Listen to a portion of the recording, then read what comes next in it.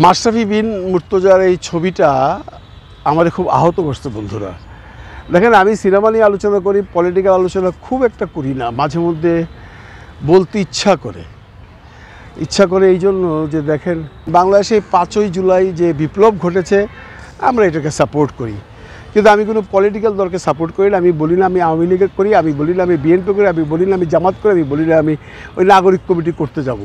আমি একজন সাধারণ নাগরিক হিসাবে কিছু কিছু জিনিস আমাকে খুব ব্যাহত করে, খুব খুব কষ্ট দেয়। বিশেষ করে এই মাশরাফির এই ছবিটা আমাকে ভীষণ কষ্ট দিয়েছে বন্ধুরা।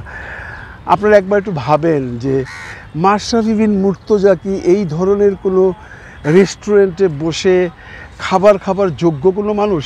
আমি কোনো রেস্টুরেন্টকে ছোট করে বলছি না, নর্মালি তো হয় না। আপনি ওই ধরনের রেস্টুরেন্টে কতজন খাই সেটা প্রশ্নবিদ্ধ। বিপদে বললে অনেকেই খায়, তার মানে মাশরাফি সাহেব এখন বিপদে আছেন। এই আন্দোলনের পর, এই নতুন বিপ্লবের পর যা করেছেন এই সরকার, আমি তাদের সাধুবাদ জানাই।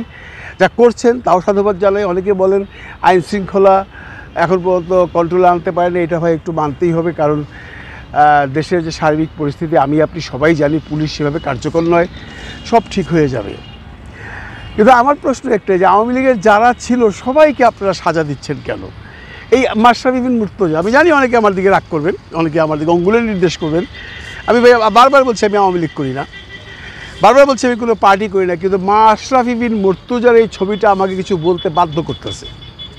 জি দেখেন, মাশরাফি বিন মুর্তজা যদি এই এমপি ইলেকশন না করতো, আওয়ামী লীগে জয়েন না করতো, তাহলে আমরা তাকে মাথায় তুলে রাখতাম।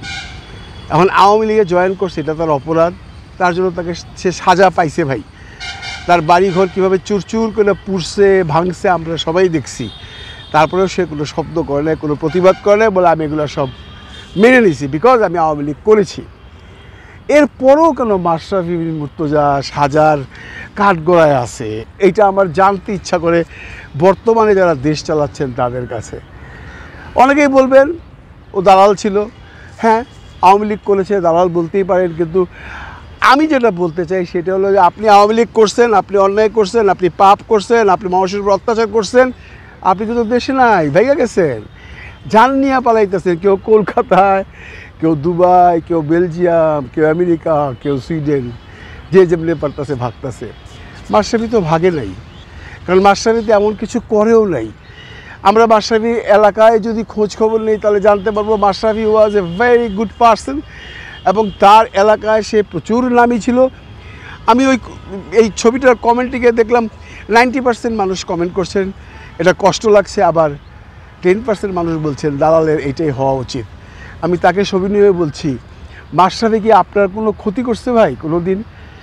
মাশরাফি খেলার মাঠ থেকে ধইরা তার এলাকা পর্যন্ত এমপি হিসাবের থেকে ধরে একজন প্লেয়ার হিসাবে মাশরাফির কোনো বদনাম আছে? কেউ কি বলতে পারবে মাশরাফি হ্যাডম দেখাইছে, মাশরাফি অমুকের জমি দখল করছে, মাশরাফি এই সন্ত্রাসী করছে, ওই সন্ত্রাসী করছে? পারবে না ভাই। আমাকে আপনারা দালাল বলেন আর যাই বলেন, আমি মাশরাফিকে এই ব্যাপারে সাপোর্ট করবই। আমার এই ভিডিওতে আপনারা গালাগালি করেন আর যাই করেন, আমার এটা সহ্য হয় নাই। আমি বারবারই বলি আমি কোনো পলিটিক্যাল বক্তব্য নিয়ে ভিডিও করি না, বাট এইটা আমাকে প্রচণ্ডভাবে আঘাত করছে ভাই, সত্যি কথা খুব আঘাত করছে। আমার ভালো লাগে না এই দেখা মাশরাফির এই ছবিটা। অনেকেই লিখছেন নিচে, হ্যাঁ আওয়ামী লীগের ইলেকশন করছে, রাতের ভোট দিন হয়েছে। আমি আপনাদের ভিডিওর সাথে বলতেছি, আপনারা যদি আবার ইলেকশন দেন আর আওয়ামী লীগকে যদি পারমিশন দেন, এই সরকার ইলেকশন করতে পারবে। মাশরাফি যদি দাঁড়ায়, আমি গ্যারান্টি দিয়ে বলছি উনি আবার পাশ করবেন, দিনের ভোটে পাশ করবেন। মাশরাফি এমনই পপুলার একজন মানুষ। আমি ওই এলাকার বেশ কিছু লোকজন এই সুইডেনে থাকে, তাদের সাথে কথা বলেছি। একটি মানুষ নাই ভাই যিনি বলছেন না মাশরাফি যেটা করছে এটা ভালোই করছে। সবাই এক কথা বললে মাশরাফির সাথে অন্যায় করা হচ্ছে। তাই আমি যারা এই সরকার চালাচ্ছেন বা যারা এগুলো করছেন তাদের কাছে সবিনয়ে অনুরোধ করছি, ভাইয়া মাশরাফির ব্যাপারটা বিবেচনা করেন। আমি আর কারো কথা বলছি না। মাশরাফি কিন্তু দেশ থেকে পালিয়েও যায়নি। মাশরাফি আওয়ামী লীগের সময় কোনো রকম হ্যাডমও দেখায় নাই, কোনো রকম সন্ত্রাসীও করে নাই, কোনো রকম জবরদখল জমি দখল করে নাই, কিচ্ছু করে নাই। যদি কইরা থাকে তাকে সাজা দেন, তাকে জেল দেন, কেস দেন। যদি কইরা না থাকে তাহলে তার বুকেটাই নেন। মাশরাফি আমাদের দেশকে অনেক কিছু দিছে ভাই, কেন আমরা এত তাড়াতাড়ি ভুলে যাই? অনেক কিছু দিছে। হয়তোবা তার এখন খেলোয়াড়ি জীবন সমাপ্ত প্রায়, কিন্তু আমরা যদি অতীতকে ভুলে যাই একদিন আপনাকে আমাকেও সবাই ভুলে যাবে। ভালো থাকবেন সবাই, ভালো রাখবেন সবাইকে। খুদা হাফিজ।